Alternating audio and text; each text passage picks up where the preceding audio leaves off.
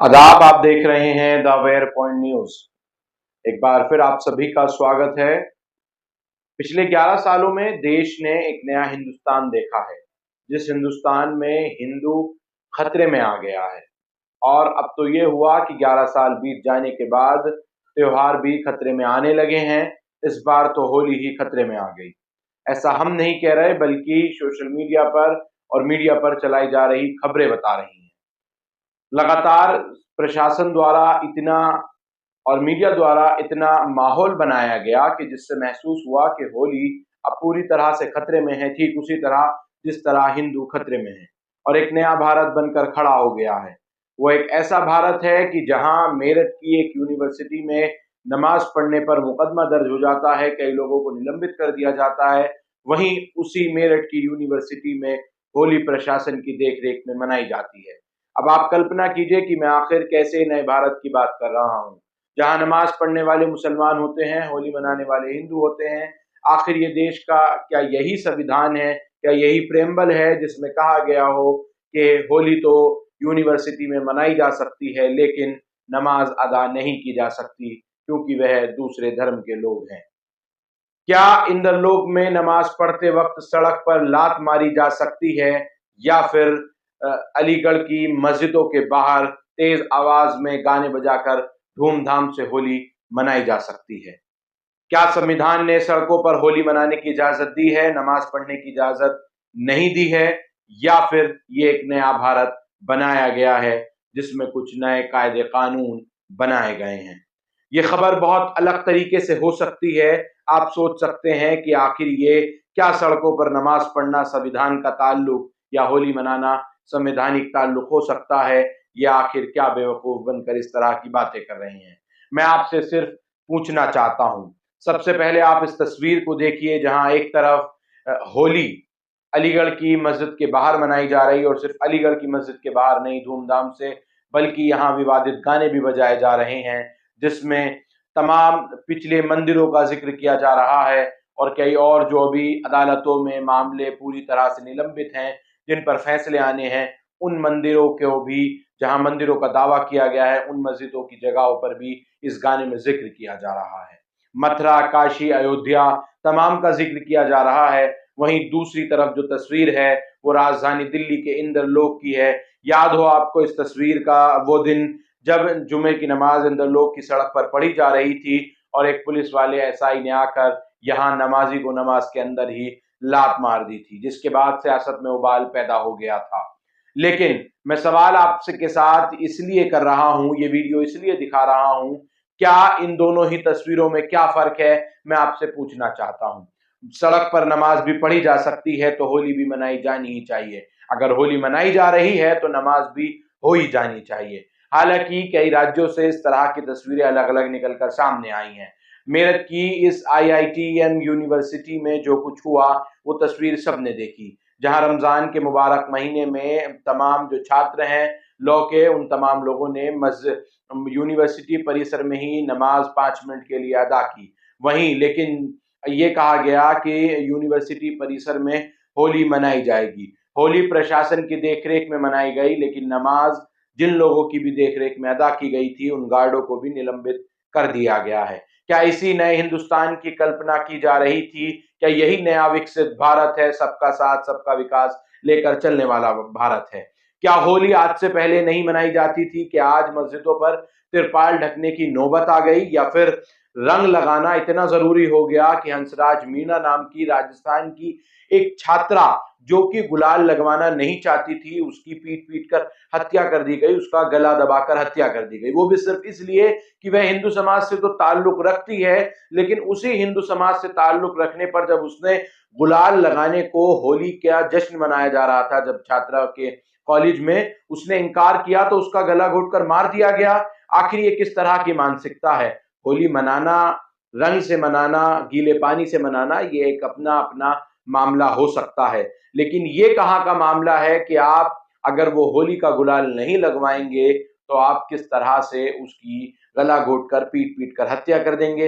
अगर वो होली का रंग गुलाल नहीं लगाएगी, क्या वो हिंदू छात्र होली मनाने लायक नहीं रहेगी, या वो हिंदू नहीं रहेगी? मैं आपसे ये सवाल पूछना चाहता हूँ। इस सवाल से अलग राजधानी दिल्ली का एक वीडियो वायरल हो रहा है, जहां जनपद पर एक रोजेदार रोजा खोलने के बाद वहां से गुजर रहा होता है। मीडिया वाला उससे पूछता है कि होली का रंग लगाने में कोई दिक्कत परेशानी है। वो मुस्लिम बुजुर्ग कहता है कि देखिए, बिल्कुल हमारे यहाँ मना है, तो हम होली का रंग कतई नहीं लगाएंगे। लेकिन एक छात्र जब ये आता है और गुलाल उस चचा उस बुजुर्ग पर डाल देता है और आकर कहता है कि आप भी होली मनाएंगे और तमाम मुसलमान मनाएंगे और ऐसे होली मनाएंगे, जामा मस्जिद तोड़वाएंगे, वहीं पे अस्पताल बनवाएंगे, इस तरह के तमाम शब्दों का प्रयोग किया जाता है। प्रशासन की अगर निष्पक्षता की बात करें, जहां एक राज्य में अलग तरह का प्रशासन नजर आता है कि राज्य के कई जिलों में अलग अलग तरह की प्रतिक्रिया प्रशासन देता है, वहीं एक पुलिस अधिकारी तो ये कहता है कि 52 जुम्मे आते हैं साल में, एक बार होली आती है, होली मनेगी सड़कों पर, घरों से बाहर ना निकलें, नमाज घरों में अदा करें, इस तरह के बयान देते हैं। एक सवाल बहुत बड़ा लाजिम हो जाता है, क्या प्रशासन का ये काम है कि वो ये बताए कि कितने साल में जुम्मे आते हैं और कितनी बार होली आती है, या फिर उसका काम ये है कि वो लॉ एंड ऑर्डर को मेंटेन करे। चाहे एक रास्ते पर दो जुलूस हो, एक हिंदू हो या दूसरा मुसलमान हो, दोनों ही जुलूसों को एक ही रास्ते से निकालना पुलिस प्रशासन की जिम्मेदारी होती है। यही लॉ एंड ऑर्डर को मेंटेन करने की उनकी जिम्मेदारी होती है। लेकिन इस नए अखंड भारत में बहुत कुछ अलग देखने को मिल रहा है। जहां प्रधानमंत्री मोदी रमजान की मुबारकबाद तमाम देशवासियों को देते हैं, तो वहीं योगी आदित्यनाथ ये कहते हैं कि सारा भारत भगवा हो जाएगा और हिंदू राष्ट्र कहलाएगा। आखिर ये किस तरह के भारत की कल्पना की जा रही है, या फिर किस नजरिए से इसको देखा जा रहा है, इस पर गौर फिक्र करने की बेहद जरूरत है। जहां मुसलमान और हिंदुओं ने मिलकर होली का दहन किया, वहीं देश में कई अलग अलग सूबों में हिंदू मुसलमान ने मिलकर होली गुलाल के रंगों के साथ मिलकर खेली है। क्या जिन मुसलमान लोगों ने मिलकर हिंदुओं के साथ होली खेली है, क्या वो हिंदू हो जाएंगे या उनका धर्म भ्रष्ट हो जाएगा? या जो मुसलमान खेलना नहीं चाहता है, क्या वो हिंदुस्तान में नहीं रह सकता है? इन तमाम तरह के सवाल खड़े होते हैं। आप जरूर सोच रहे होंगे कि आखिर ये किस तरह की बयान और किस तरह की बात कर रहे हैं। क्या मस्जिदों पर तिरपाल ढककर ही होली मनाई जाएगी? क्या मस्जिदों पर बगैर तिरपाल ढके वहां से होली के जुलूस प्रशासन की निगरानी में नहीं निकाले जा सकते?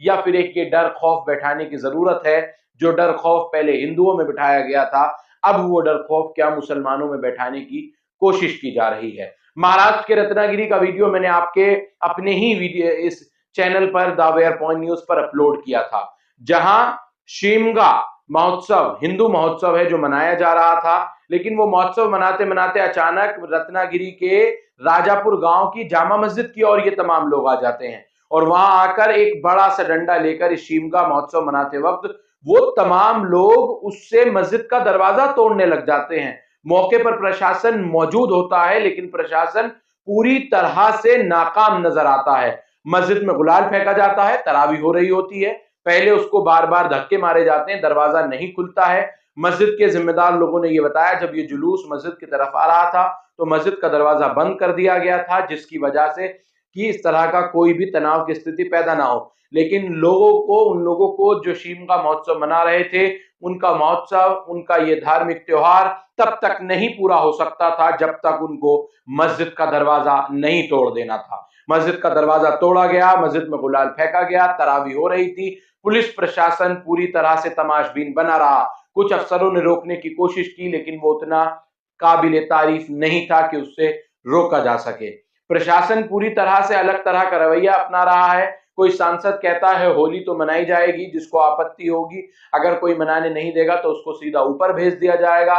एक तरफ कहा जाता है, वहीं उत्तर प्रदेश के एक सांसद सहारनपुर से इमरान मसूद कांग्रेस के, वो होली मना रहे हैं। वो कह रहे हैं नफरत के बाजार में रंगों से होली खेलकर मोहब्बत को पैदा कर रहे हैं। आखिर किस तरह के हिंदुस्तान की कल्पना की जा रही है और किस तरह का हिंदुस्तान बनाया जा रहा है, इस वीडियोस के जरिए आपको जरूर देखनी चाहिए। ये दोनों तस्वीरें जो आपके सीधे और उल्टे हाथ पर हैं, जहां एक तरफ इन लोग की मस्जिद के बाहर नमाज पढ़ते हुए लोगों को लातों से पीटा जाता है, हटाया जाता है, वहां हंगामा खड़ा हो जाता है, वहीं दूसरी तरफ अलीगढ़ और तमाम मस्जिदों के आगे तेज आवाज में धूमधाम से होली मनाई जाती है, विवादित गाने बजाए जाते हैं, महाशिवरात्रि के जुलूस निकाले जाते हैं, राम यात्रा निकाली जाती है, दूसरी रथ यात्राएं निकाली जाती हैं।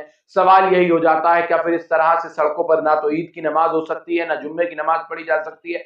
क्या ये फिर संविधान ने इस तरह का अधिकार नहीं दिया गया है? क्या दो भारत बनाए गए हैं, इन दोनों भारत का अलग अलग नजरिया है? कौन इन दोनों भारत को, एक पुराना भारत है, एक नया भारत है, जिसमें नफरत की दीवार आकर खड़ी हो गई है? देखना होगा और मुल्क की उन तमाम मीडिया चैनलों को, उन नफरती कुंठों को, नफरती कूटपंथियों को जरूर देखना होगा कि आखिर क्या इसी भारत की कल्पना आप करना चाहते थे, या इस भारत को आप किस दिशा में लेकर जाना चाहते हैं? ये सवाल तमाम उन लोगों के लिए हैं, लेकिन समझना होगा उन तमाम लोगों को भी कि आखिर किस तरह का एक नया अखंड भारत बनाया जा रहा है, जिसमें भारत को ही दो हिस्सों में बांट दिया जा रहा है।